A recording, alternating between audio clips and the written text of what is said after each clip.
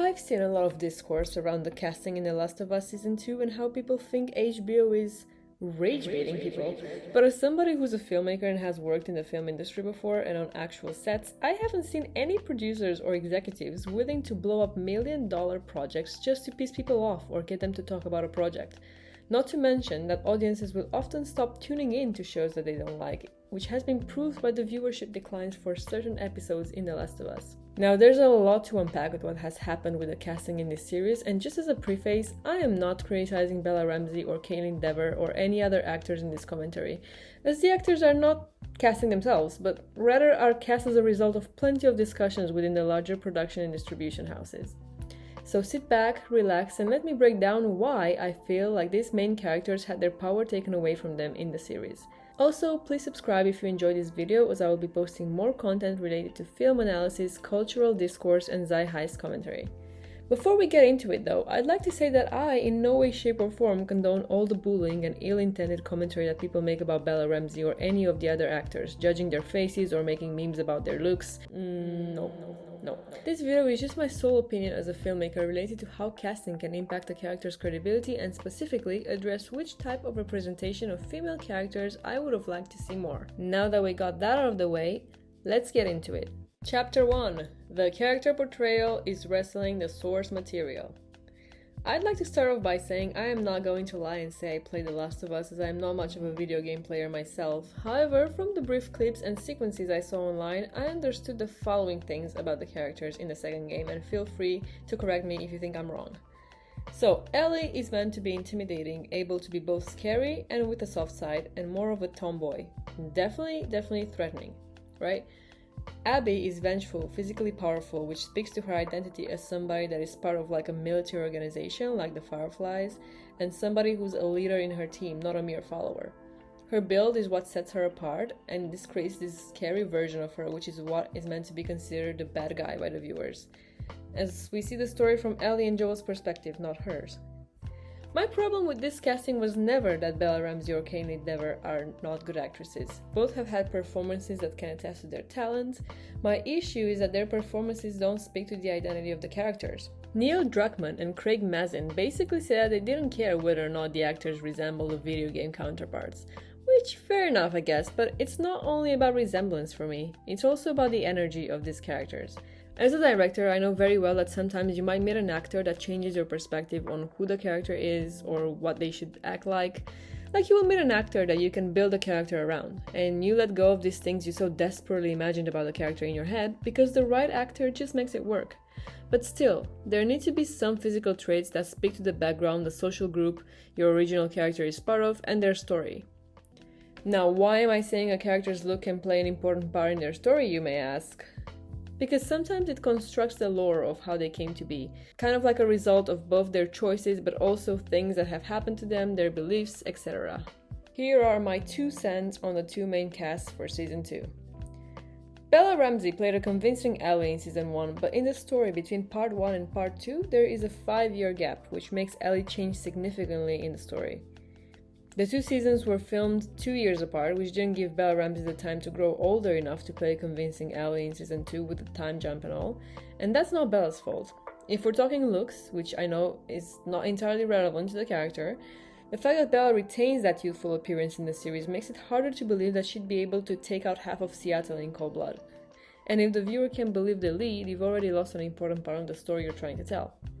The youthful appearance is not by any means Bella Ramsey's fault, but it doesn't lend itself naturally to a vengeful, traumatized and violent Ellie, which has matured drastically in the last 5 years. A person battling to survive an apocalypse, doing a lot of physical movement and not having access to resources as easily, does not look as tame and soft as Bella Ramsey has been made to look in the series. Any woman with a background like Ellie, where they had to fight to survive and protect themselves, is more likely to have a more masculine and athletic build. Hence Ellie's features in the game, which play a part in her character development, and that's very important.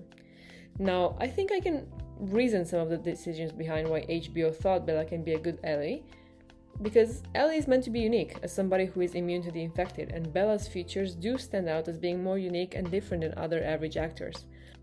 However, things like Ellie's voice drop, the wrinkles on her face, and the damaged look in her eyes, which are signs of her having been traumatized in part 2 of the game, are things that are just not there right now with Bella. Trauma ages you. Now I'm gonna put on the screen an article published in the American Psychology Association to justify where I got this notion from, but this fits in exactly with the unsafe and damaging environment that Ellie is raised in. Now, do I think Bella Ramsey could potentially play a believable Ellie? Sure. With the right direction, actors can sometimes do miracles and convince you of things you wouldn't otherwise believe. Not only that, but hair and makeup and costume departments can enhance that effect, but we'll talk about that later. However, the Ellie in the series acts like a selfish and entitled child, completely void of the trauma of losing her father figure, and is overall looking very clean and happy.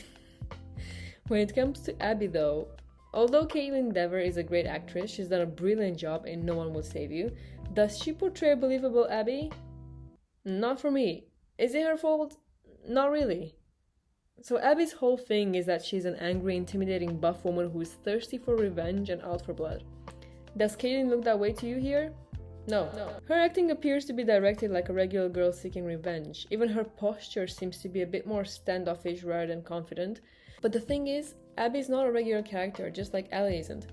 However, Caitlin's features are more soft, much like Bella's, and she's skinny built, which is harder to associate with the absolute beast of a woman in that game.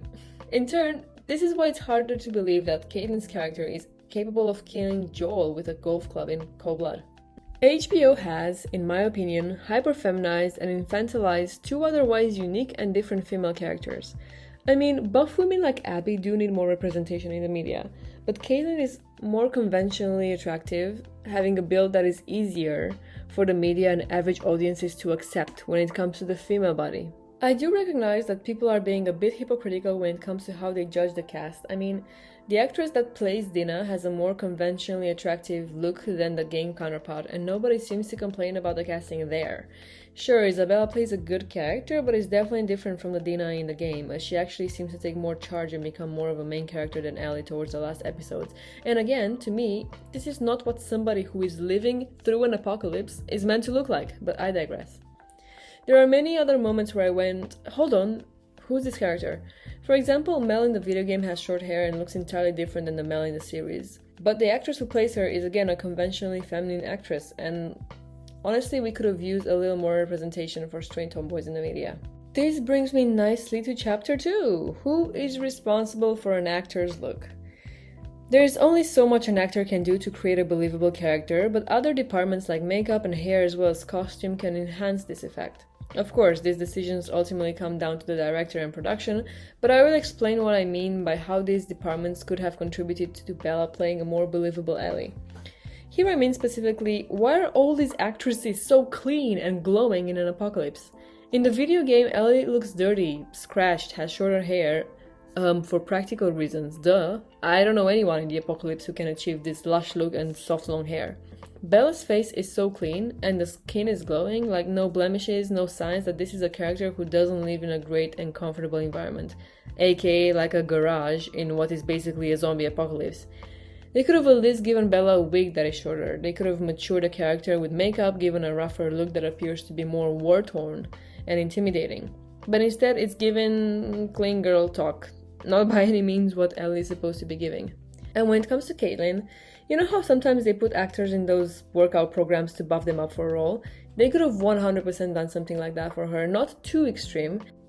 And I don't doubt that Caitlin would have said yes to the suggestion of doing something that will make her look more like the character, but I think it was never on the table. As it is clear from this interview with Neil Druckmann and Craig Mazin, who are the creators of the Last of Us HBO series, that they enjoy the contrast between how Caitlin looks and her violent actions, which I suspect refers to the fact that her looking more soft makes it more surprising that she'd have that much hatred in her. Still, HMU and costume departments often have the power to transform a story and take it to new heights with their designs for the characters. But if the direction and the production's orders don't really align with their views, I suppose there isn't much they can do. Chapter 3. Final Thoughts. So I'm not going to get all preachy and suggest who should have played these characters, as it's not my expertise to be a casting director at this stage in my life. This is not a story I have written, and neither is this a series I wish I directed myself. But I will say this. The casting makes up most of the story in a television series or feature film. Casting actors that can bring the characters to life is incredibly important, just like the proper directing and proper design of the characters by other departments. If people cannot relate to the characters and do not believe their story, it is harder to build a strong narrative. Again, there are moments in this series where I think Bella Ramsey did a good job, such as the scene where Ellie is walking out of therapy and the camera is locked and all you can see is the emotions play out on the face. And there are parts where I think I'm not convinced, such as the I made her talk scene and I think it's a directing prompt, but she looked completely blank rather than remorseful, kind of like a different type of trauma. I wasn't a fan of that, because it didn't feel dramatic enough. Either way, I think this could have worked even with this casting if there was a little more respect paid to the source material. The vibe and the looks of the cast were not basically divorced from the game, which has brought the audiences to watch in the first place, but that's just my sole thoughts and opinions. If you've enjoyed this train of thoughts, please do subscribe because I will be posting more. This is a threat, by the way. And I'll see you in my next videos. Bye!